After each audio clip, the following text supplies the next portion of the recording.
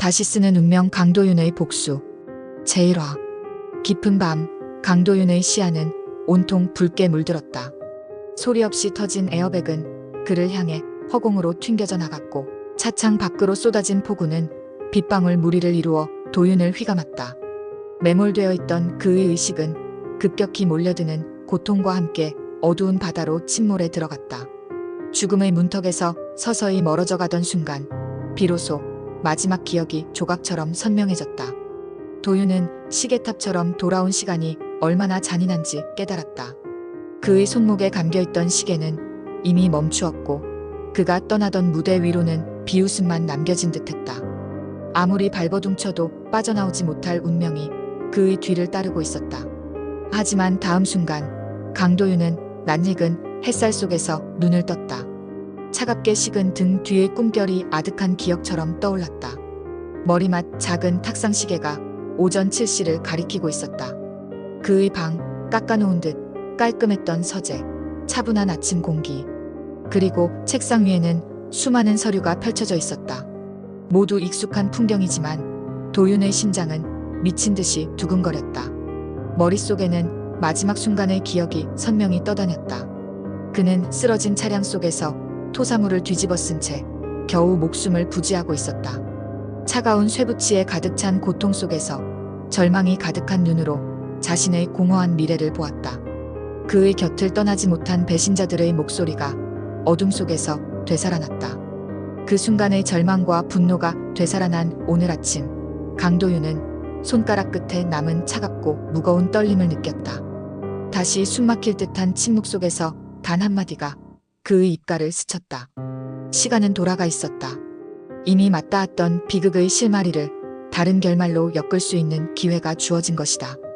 얼룩진 기억 속에도 부서져 버린 왕좌의 모습이 선명했다. 과거에 사로잡혔던 그는 이제 미래를 선택할 수 있었다. 마치 운명이 뒤틀린 모래시계처럼 모든 것이 제자리로 돌아온 기이한 순간에 강도윤은 가만히 일어섰다. 그의 눈빛은 차갑게 빛났다. 다시 쓰는 그의 운명은 복수와 성장의 문을 열고 있었다. 제2화. 이튿날 아침, 부드러운 황금빛 햇살이 도윤의 얼굴 위로 스며들었다. 어제의 충격적인 기억이 아직 가시지 않은 채 그는 거울 앞에 서서 묵묵히 결의를 다지는 듯 미소를 지었다. 무거운 회색 슈트 차림을 반사하듯 그의 눈빛은 전과 사뭇 달라져 있었다. 서울의 고층 빌딩 숲 너머로 희미한 도심이 펼쳐진 강그룹 본사 회의실. 은은한 아침 햇살이 회의실 유리를 타고 들어왔다. 형형색색 자료로 가득 찬 테이블 위에서 도윤은 긴장된 표정으로 보고서를 들여다보았다. 과거 프로젝트 실패의 흔적이 서린 결산표였다. 정보들은 복잡한 실타래 같았지만 그의 뇌리에선 이미 실마리가 뚜렷이 보이고 있었다. 미세하게 어긋난 숫자 하나가 눈에 들어왔다. 작은 실수라도 일단 골무면 큰 구멍이 된다. 과거의 자신이라면 이정표를 지나치겠지만 이제는 달랐다. 도윤은 살짝 고개를 끄덕이며 그 오류의 지점을 짚어냈다. 금세 회의실의 공기가 가라앉았다. 굳었던 이영준 부회장의 표정은 순간 일그러졌다.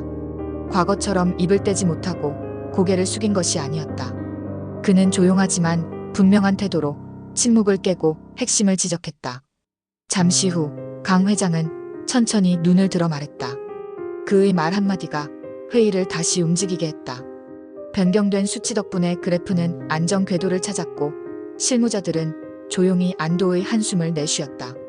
도윤은 자신이 뿌린 작은 파장을 똑똑히 느꼈다. 한때 그의 길목을 조여왔던 벽 하나가 금세 사라졌다. 아버지의 표정에는 놀라움과 기대가 섞여 있었다.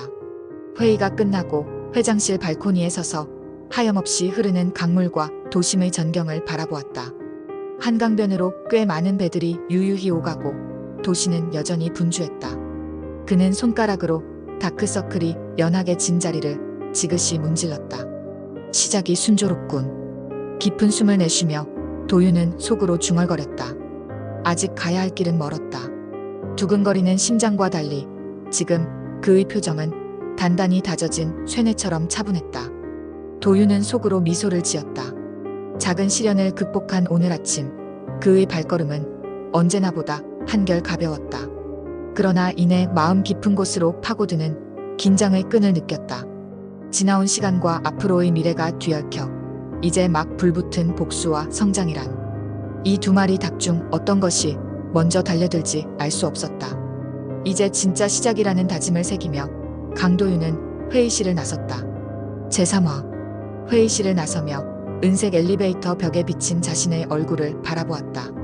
윤곽은 강해졌지만 눈가엔 거친 시간이 남긴 그늘이 짙었다. 그는 방금 전의 승리감보다 아직 닫힌 미래가 더 크게 느껴졌다. 오늘 해결한 문제는 그냥 빙산의 일각일 뿐이었다. 한강의 물결은 언제나처럼 평온하게 회색빛을 반사했다. 하지만 도윤의 마음속엔 폭풍우가 휘몰아치고 있었다. 집무실로 돌아가는 길, 그의 옆을 한 무리의 비서들이 지나쳤다. 누구도 모르게 그의 입술 아래선 떨림이 미세하게 번졌다. 그 간절한 다짐은 어느새 오만함과 경계심으로 얽혀 있었다. 몇 해 전 그 스스로가 저지른 무지와 교만이 결국 그의 파멸을 불렀음을 잊은 적이 없었다. 이 교훈을 되뇌일 때마다 도윤의 심장은 한층 더 단단해졌다. 저녁, 혼자 남은 집무실. 커피잔에서 풍겨오는 쓴내가 오랜 포로 생활을 마친 환상의 향처럼 느껴졌다. 바깥 도시는 이미 화려한 네온빛으로 옷을 갈아입었지만 도윤은 오히려 한적한 사무실 안에서 자신과 마주해야 했다. 책상 위에 쌓인 문서 더미 속에 아버지가 하루 전에 그에게 건넨 메모가 눈에 들어왔다. 바로 며칠 전 미래에서 본 그 잿빛 메모였다.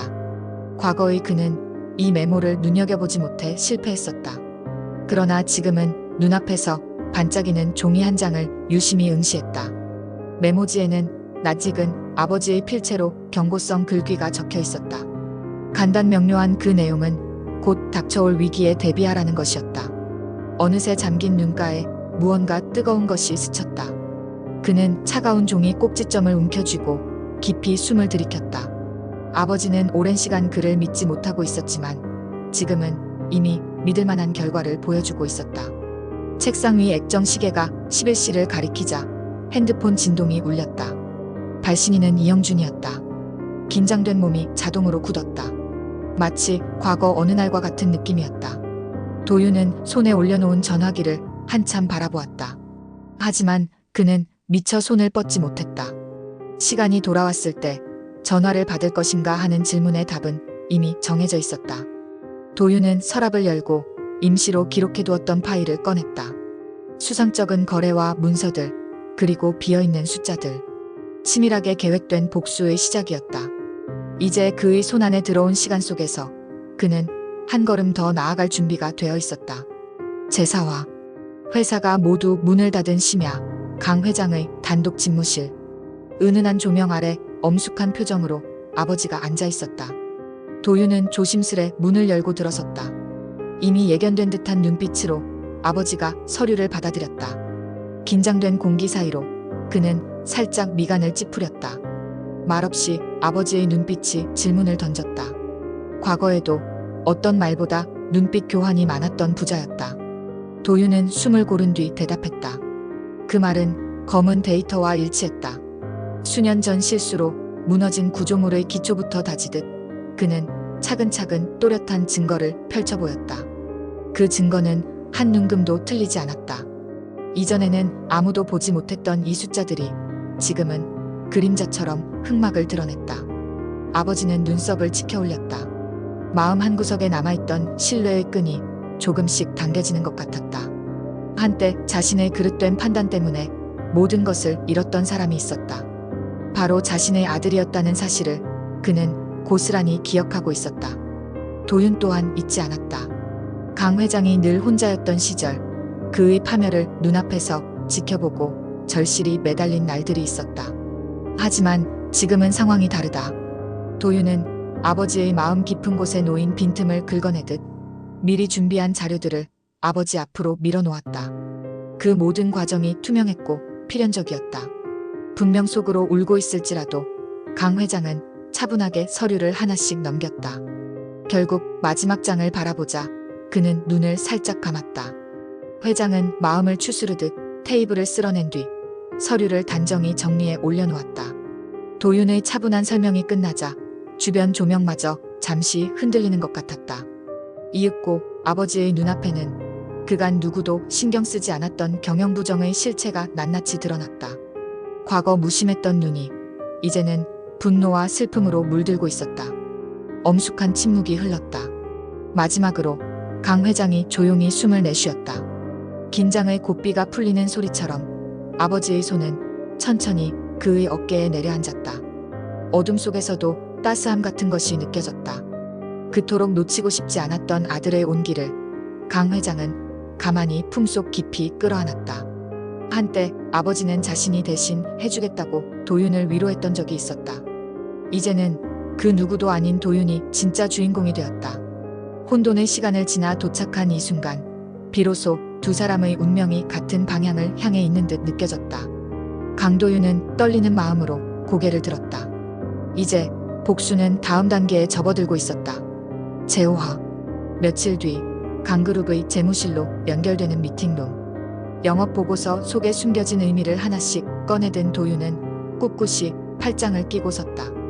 그의 눈앞에는 훔쳐보듯 그림자가 드리웠다.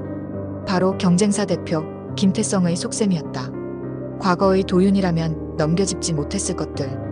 태성은 최근 비밀리에 자회사의 주식을 대량 매입했다는 정보가 돌고 있었다. 회사는 이 계획을 제대로 인지하지 못한 채 진행되었지만 도윤의 귀에는 수군거림이 들려왔다. 누군가의 귓속말 같은 외침이 그의 머릿속을 맴돌았다. 의구심이 들던 순간 그는 과감히 카드를 꺼내들었다. 도윤의 말이 회의실에 울려 퍼졌다. 그는 은유를 곁들였다. 오래전부터 모든 일에는 그림자가 드리워져 온 것과 마찬가지로 이번 협상에도 함정이 분명히 숨어 있다고 설명했다. 그리고 곧 태성이 회사를 평가절하 하고 있었음을 지적했다. 태성은 회사를 평가절하 하고 있었고 마쿠에 붙어있던 부자들은 전부 협공의 편이었다. 하지만 한치 앞도 내다보지 못했던 경쟁자와 달리 도윤은 복수의 칼날을 은밀히 길러왔다. 회의실은 순간 얼어붙었다. 이영준 부회장조차 미처 알아채지 못했던 진실이 드러난 것이다. 도윤은 숨을 고르며 비유를 하나 더 꺼내며 모든 위험을 피할 준비를 다짐했다. 그의 말이 끝나자 분위기는 일순간 반전되었다. 강 회장은 조용히 고개를 끄덕였다. 발코니 너머로 붉은 노을이 강물 위로 고요하게 번지는 순간 그는 방금 얻은 승리를 맞이했다. 회장은 담담한 표정으로 도윤에게 다가와 작은 미소를 던졌다. 작은 미소로 도윤을 향한 칭찬을 전했다. 아버지의 그 미소에는 말할 수 없이 뜨거운 감정이 담겨 있었다. 하지만 도윤의 가슴 어딘가에 있던 허전함을 달래기에는 부족했다. 그는 무너진 파편을 주워 결말을 직조해냈지만 깊은 바다 아래 감춰진 비밀은 언제나 더 많았다. 승리의 기쁨보다는 긴 호흡이 다급했다. 강도윤의 그림자는 차갑게 드리워져 있었다.